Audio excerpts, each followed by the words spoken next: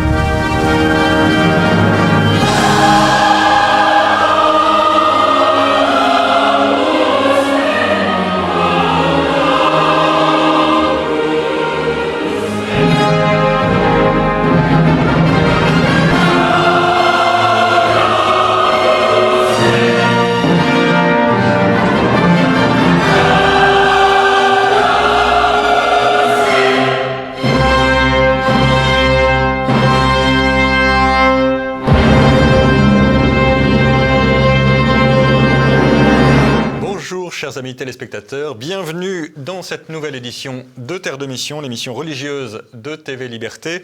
Au programme aujourd'hui 2 séquences, l'une avec l'abbé Claude Barthes sur les oppositions modérées, avec toutes les guillemets que vous voudrez bien entendre, les oppositions modérées au pontificat actuel, notamment à partir du cas du cardinal Müller, l'ancien préfet de la Congrégation pour la doctrine de la foi. Puis nous recevrons Émeric de Malicy qui vient de publier un très bel ouvrage sur Jeanne d'Arc, Pourquoi Dieu choisit la France. Et je profite aussi de l'occasion pour vous souhaiter à tous une belle entrée en avant, puisqu'aujourd'hui c'est le premier dimanche de l'Avent, c'est-à-dire les 4 semaines qui nous préparent à Noël.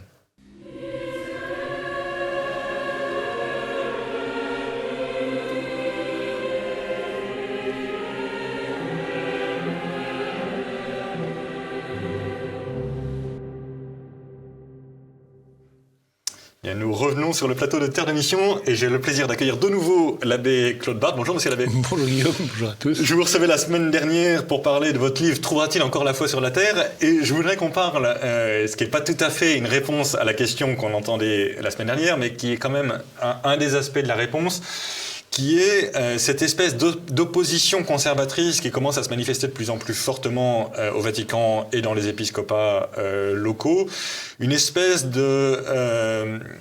on ne peut pas dire encore sécession, on ne peut pas dire encore opposition, mais on sent qu'un certain nombre de cardinaux, d'évêques, commencent à dire ça, le pape n'a pas le droit. Ça, même le pape ne peut pas. Il ne peut pas changer la doctrine sur le mariage, il ne peut pas ceci, il ne peut pas cela. Et donc on a eu les Doubia il y a quelques années sur Amoris Laetitia. Là, ce qui a déclenché cette émission, c'est ce que je disais à l'abbé Barthes hors antenne. Je viens de finir la lecture du dernier ouvrage du cardinal Müller, l'ancien préfet de la Congrégation pour la doctrine de la foi. Et j'ai trouvé ça très frappant parce que le cardinal Müller est typiquement un modéré, pardon pour ces expressions politiques, mais enfin c'est un peu la réalité, un modéré qui est très net sur le fait que là et là, le pape usurpe son pouvoir s'il essaie d'obliger les fidèles à croire ceci ou à croire cela. Et donc, je voulais qu'on parle un peu de cette opposition, j'allais dire, des modérés ou du centre-droit, comme vous voudrez, au pape, parce qu'on connaissait l'opposition traditionnaliste, ça fait 50 ans ou 70 ans qu'elle existe, mais je pense que ce qui est nouveau dans le pontificat actuel, c'est justement que les traditionnalistes ne sont plus du tout seuls à s'opposer. Il y a beaucoup d'évêques maintenant qui en parlent. Et donc, je voulais qu'on parle un peu de ça tous les deux. D'abord, est-ce que c'est un fantasme de ma part ou est-ce que ça existe vraiment, cette opposition ? Tout à fait raison, oui. C'est un des fruits, on peut dire, du président pontificat. C'est d'avoir suscité cette opposition. Qui fait l'effet que des gens qui existaient déjà, il y avait cette opposition latente, des fois un petit peu plus forte, y compris d'évêques, y compris de cardinaux, mais qui là est beaucoup plus déclarée. Et en effet, les traditionnistes ne se trouvent plus seuls. D'ailleurs, c'est bon pour tout le monde. Oui, c'est bon. Vous parlez, oui, d'évêques et d'épiscopats, comme l'épiscopat des États-Unis, par exemple. Vous connaissez bien, oui, c'est une chose. Je suis très frappé, par exemple, sur les questions pro-vie. L'épiscopat des États-Unis dit clairement que l'enseignement magistériel du pape n'aura pas cours dans les... Alors, ils le disent poliment, ils le disent... En tout cas, tous les mandements épiscopaux disent non, pour nous, c'est d'abord ça. Oui, c'est ça. Oui, c'est... Alors, évidemment, ça met dans un état de chaos terrible les plus hautes autorités de l'Église, mais c'est clair. Alors, comme vous dites, c'est le magistère pro-vie.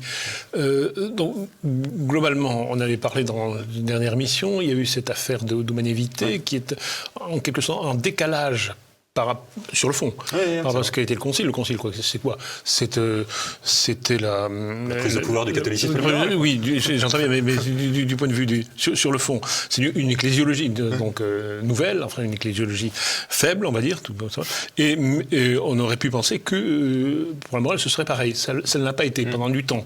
Alors maintenant, si ça l'est, à nouveau, avec Amoris Laetitia. En tout cas, ils essayent, en tout cas. Oui, c'est oui. Bon, et revient et du coup, réaction de tous ceux qui se reconnaissaient dans ce courant moral, commencé par Paul VI, Jean-Paul II, essentiellement, Jean-Paul II particulièrement. Jean-Paul II en particulier. Et voilà, donc ça fait réagir. Alors c'est la force, c'est une force, c'est aussi une faiblesse, dans la mesure où ils en restent là, si vous voulez.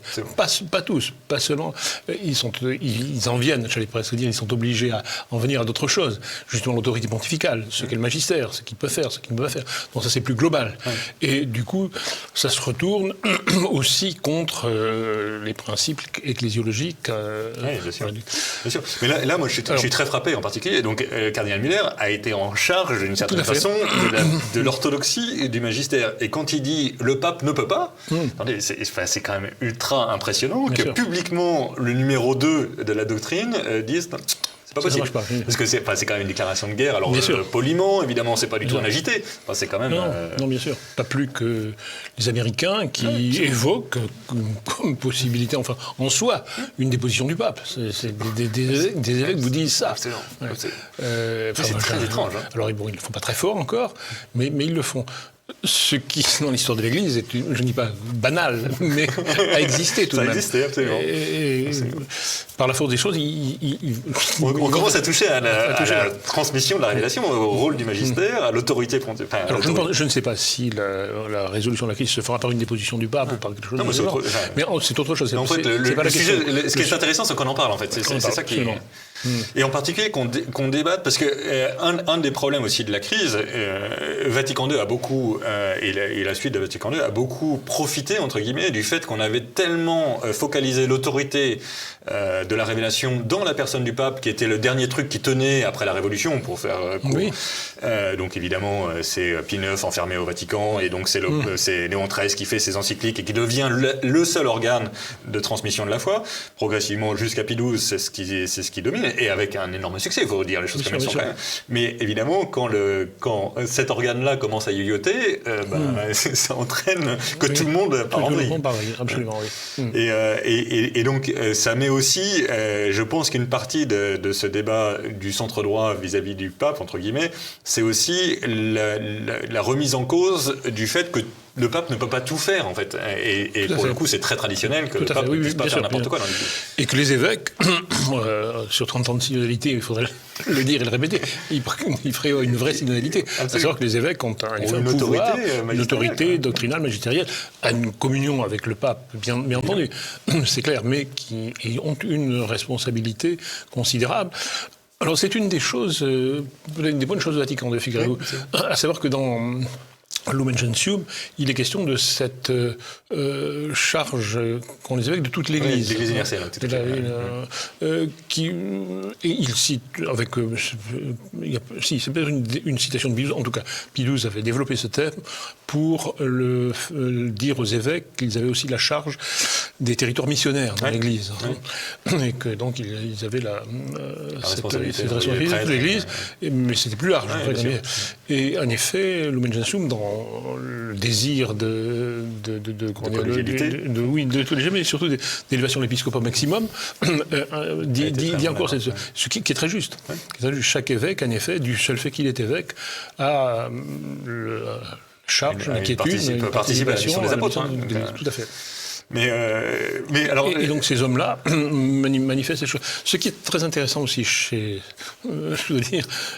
ces personnages, comme le cardinal Müller, c'est que deux choses sont derrière. C'est que d'une part, ils manifestent cette opposition aux changements doctrinaux, et dans le même temps, il s'intéresse aussi, c'est très net pour le cardinal Müller, à la liturgie traditionnelle. Oui, ce qui, pour lui, peut être aussi un moyen d'opposition particulièrement fort, mais... et du coup, il sait célébrer la messe traditionnelle, il aime bien la célébrer. Bon. Et tous, puis on vient d'apprendre qu'il allait célébrer la messe de fin de pèlerinage de Chartres, voilà, tout à fait. Qui est un message très politiquement très fort.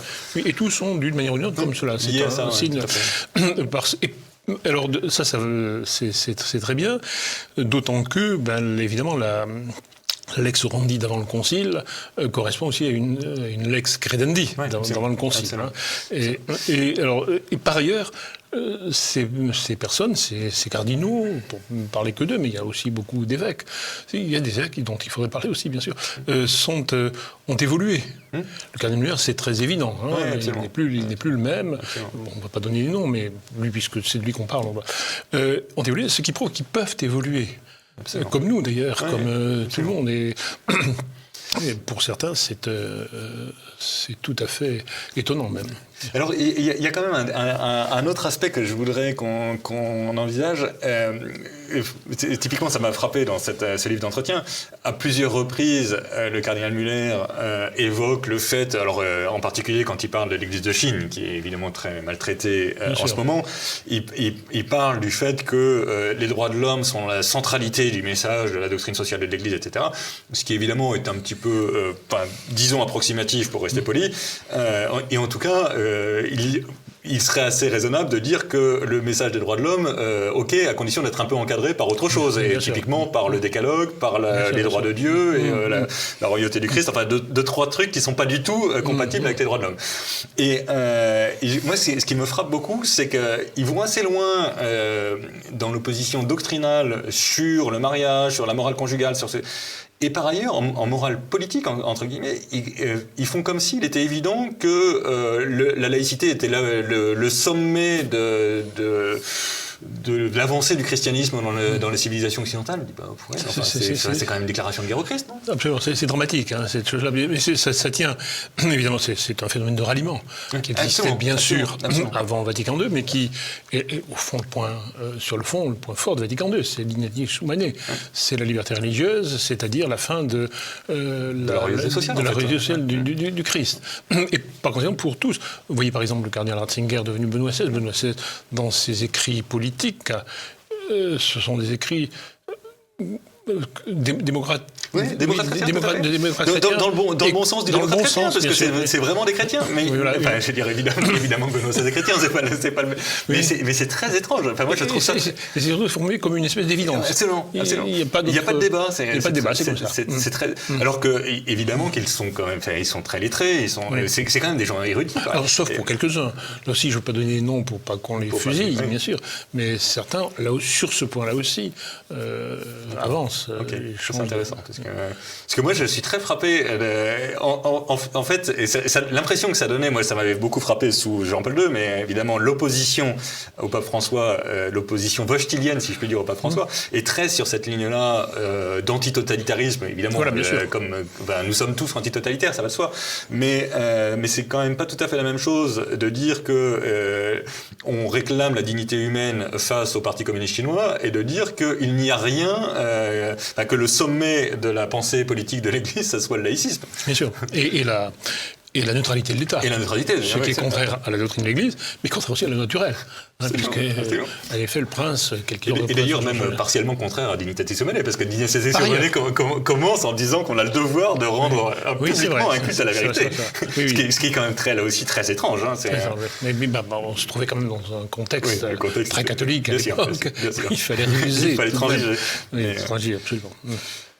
Merci beaucoup, cher monsieur l'abbé. Je crains que nous n'ayons pas du tout résolu le problème de l'opposition au magistère contemporain. Enfin, il n'empêche que je pense qu'on touche du doigt quand même une évolution assez sérieuse de l'épiscopat et donc un des fruits, un des signes des temps, comme on dit. Un des signes des temps, oui. En tout cas, merci beaucoup, cher monsieur l'abbé. Je rappelle que vous êtes l'auteur tout récemment de Trouvera-t-il encore la foi sur la terre ? C'est paru aux éditions Via Romana.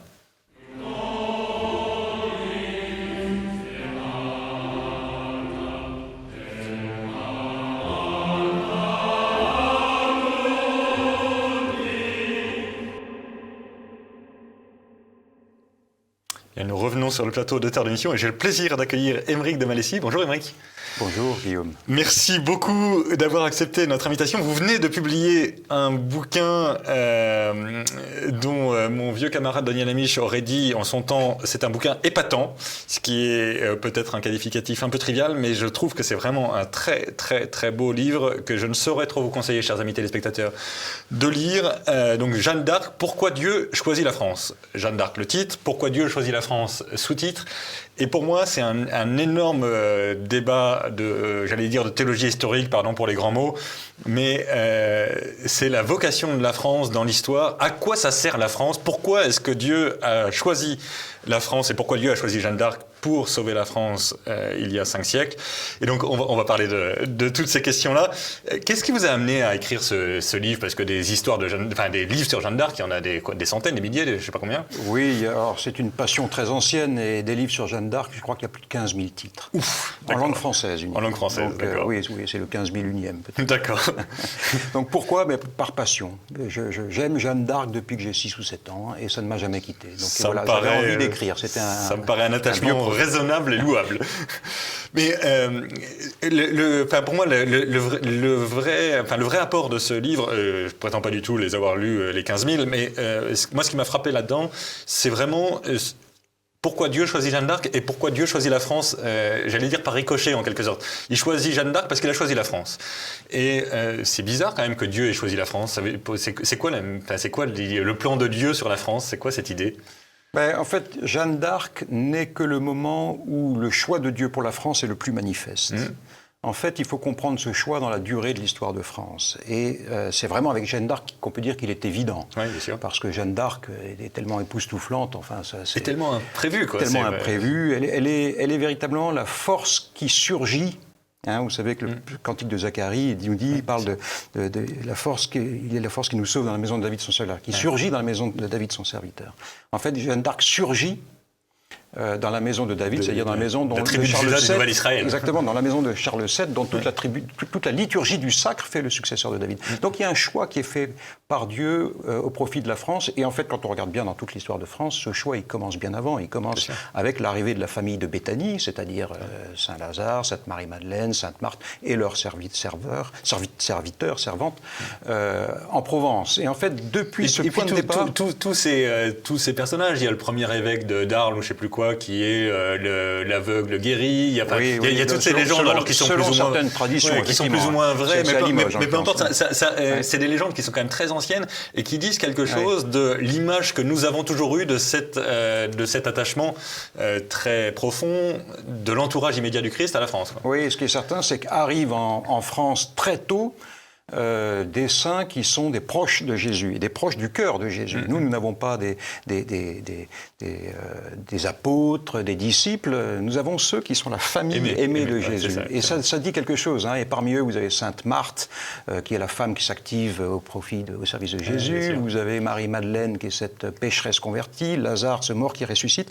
Et ça, déjà, ça nous dit quelque chose de ce que va être la France, c'est-à-dire cette nation pécheresse appelée à une conversion et appelée à une forme de résurrection. Voilà.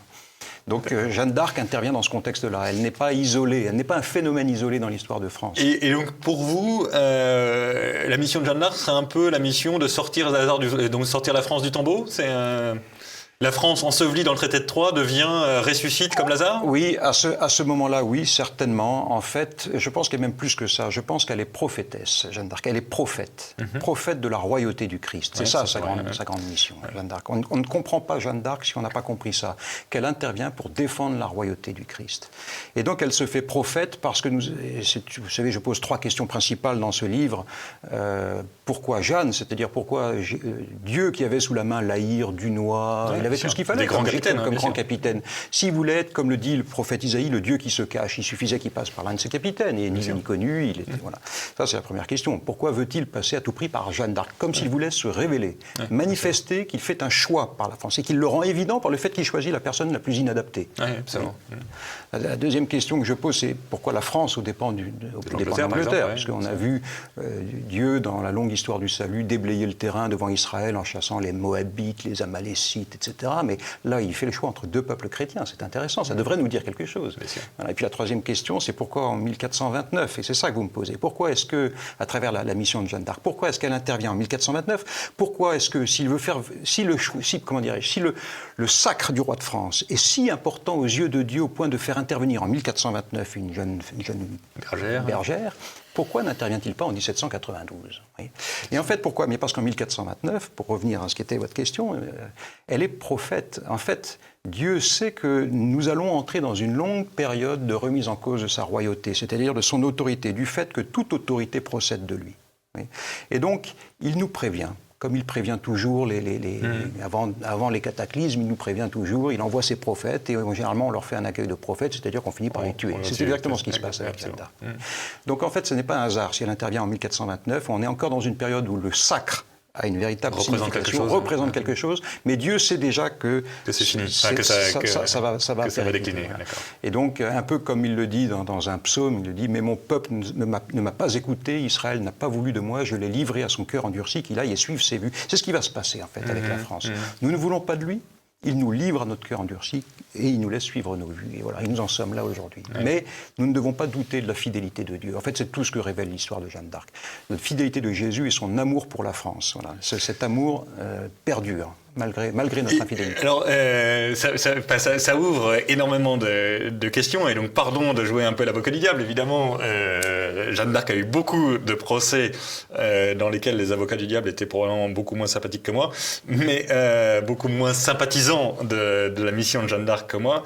Mais il y a quand même quelque chose qui saute aux yeux, c'est...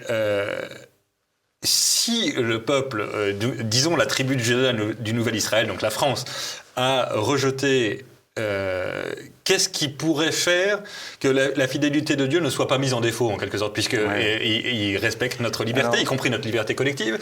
Et donc, en gros, on l'a envoyé bouler, il peut dire bye bye, quoi. Et donc, je vais choisir un autre peuple pour incarner la puissance temporelle de la chrétienté. Oui, et je crois qu'il est important d'abord de préciser que cette expression de Juda, tribu de Juda de l'ère nouvelle, c'est certainement pas de moi. Je me suis c'est de Grégoire IX. Voilà, vous avez plusieurs papes. Il y avait Saint Pie X, Grégoire IX, et beaucoup de papes qui ont parlé de façon très étonnante sur la France. Je me suis permis d'en faire un peu la liste. En fait, la vraie question, c'est est-ce que la France est infidèle ou est-ce qu'elle a renié ? C'est une différence de taille. Absolument. Moi, je pense qu'elle est infidèle. Et d'ailleurs, je m'appuie sur ça, sur un certain nombre de prophéties ou d'apparitions. Les apparitions à Sainte Mariam Bawardi, par exemple. Vous savez, la petite arabe, cette religieuse du Carmel de Pau, stigmatisée, etc. Et à qui, par exemple, Jésus apparaît et lui dit qu'il fera encore ses délices. La France fera encore les délices de son cœur. Voilà. Vous voyez, en fait, on a beaucoup d'éléments qui nous font penser que la France est une nation infidèle. Oui. et que, de même qu'il a fait surgir la force qui nous sauve dans la maison de David, son serviteur, vous savez, il fait surgir une force quand tout est perdu. C'est vrai. Mais c'est un peu ça le destin de la France. Je pense que nous sommes appelés à connaître ça encore, parce que aujourd'hui, la France n'a jamais été aussi éloignée que de reconnaître qu'elle a un rôle à jouer, qu'elle a une mission à jouer dans l'histoire du salut, dans l'histoire des efforts de Dieu pour sauver tous les hommes. Et c'est difficile d'imaginer qu'elle soit plus éloignée de la reconnaissance de la royauté du Christ. Elle n'a jamais autant été. Voilà, en tout cas, c'est certain. Et donc, c'est ça qui est intéressant pour nous, c'est que cette fidélité de Dieu, elle peut tout. Elle peut tout pour nous. Et elle perdure. Voilà. Donc, nous, Français, devons avoir conscience de ce que nous sommes une nation privilégiée à bien des égards, et que Jésus reste fidèle à sa nation de prédilection. Prédilection est un mot important, c'est pas moi qui l'emploie encore. Là, je cite des papes en disant ça. Oui. Donc voilà, nous ne devons pas désespérer, quand bien même aujourd'hui tout paraît aller de mal en pire, quand bien même la situation paraît de plus en plus désespérée, on n'en voit pas à vue humaine en tout cas, pas de retournement possible. Mais nous n'avons pas le droit de douter de la fidélité de Jésus. C'est la grande constante de l'histoire de France. Et par ailleurs, enfin, parmi les éléments qui peuvent conforter l'espérance, il y a le fait que Jeanne d'Arc apparaît à un moment où, à vue humaine, là aussi, le bon sens le plus élémentaire consiste à choisir le roi d'Angleterre. Oui. Parce que c'est un roi chrétien qui parle français, qui préfère la France à l'Angleterre, qui est soutenu par toutes les élites françaises. Pourquoi pas et franchement, Charles VII n'est pas extraordinairement sympathique non plus. Oui. Donc on pourrait très bien se dire, après tout, Henri V n'est pas plus mauvais qu'un autre. Quoi. Et d'ailleurs, je ne crois pas qu'il était plus mauvais que Charles VII. C'est pas un choix c'est pas un choix de qualité personnelle. De qualité personnelle, non, c'est un choix qui est fait sur la France. Oui. En plus, il avait Henri V, puis Henri VI avait pour eux le traité de Troyes, donc ils avaient aussi une certaine légitimité. Charles VII doutait lui-même de sa légitimité. Voilà, donc il y avait beaucoup de choses qui pouvaient semer le trouble dans l'esprit des gens. Et donc effectivement, la mission de Jeanne d'Arc, donc c'est la mission qui consiste à désigner l'héritier, le fils aîné de l'Église, l'emmener à Reims. Il y a d'ailleurs un débat très intéressant autour de Gentil Dauphin, là, vous évoquez ça brièvement, mais Jeanne d'Arc refuse de l'appeler roi tant qu'il n'est pas sacré. Ce qui, dans le droit public royal, n'est pas du tout traditionnel. C'est ce que fait Jeanne d'Arc et va contre à peu près tous les légistes. Les légistes disent que le meurtre saisit le vif et qu'à la mort du père, le roi devient roi. Ils le disent par la suite, c'est-à-dire que les théoriciens de la monarchie vont par la suite de plus en plus affirmer ce principe que vous dites qu'on est roi à la naissance. Point.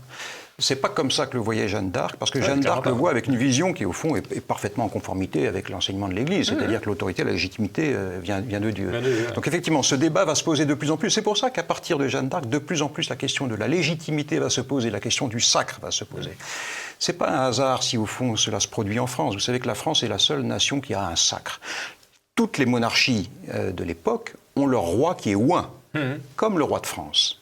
Tous sont oints. Mais dans toutes les nations, chez les Anglais, les Allemands, les Portugais, les Espagnols, on ne parle pas de sacre, on parle de couronnement. Coronation, Krönung, coronation, etc.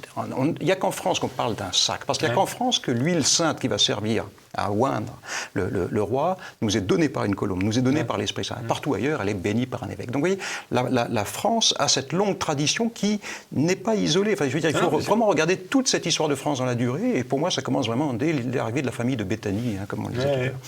Et puis, il y a quand même aussi ce choix de Clovis, qui est le nouveau Constantin, que Dieu soutient par la victoire militaire, et après ça soutient à son baptême et à son sacre, ce premier sacre, entre guillemets, de l'histoire de France, où la colombe apporte directement parce que la foule empêche l'arrivée du Saint-Crème, et à toutes les étapes, toutes les générations refont en fait le baptême de Clovis. Le sacre s'est replongé au baptistère de Reims pour recommencer l'alliance entre le Christ et ses francs, quoi.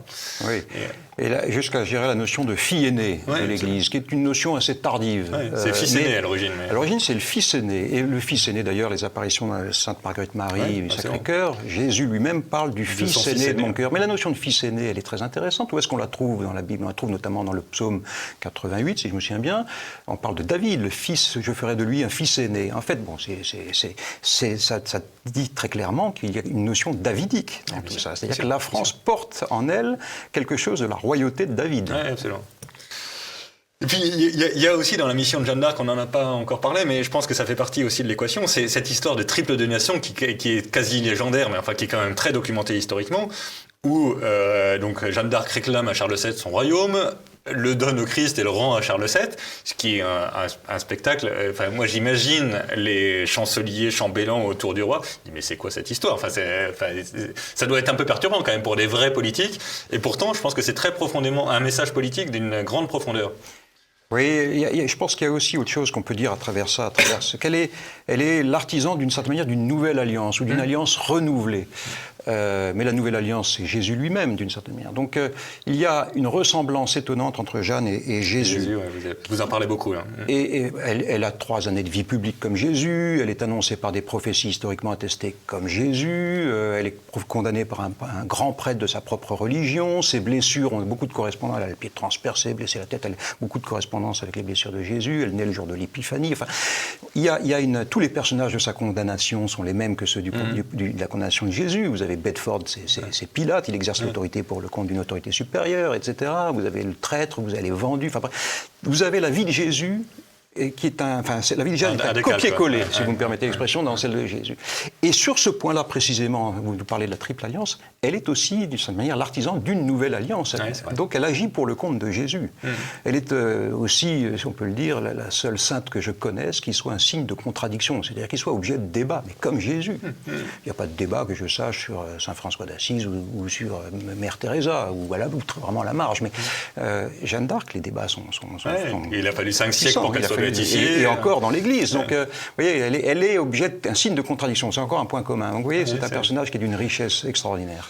Impressionnant. Jeanne d'Arc, pourquoi Dieu choisit la France? Via Romana, Émeric de Malechy. Bravo, encore une fois, bravo pour ce livre qui fera beaucoup de bien, j'espère. Chers amis téléspectateurs, lisez-le, faites-le lire.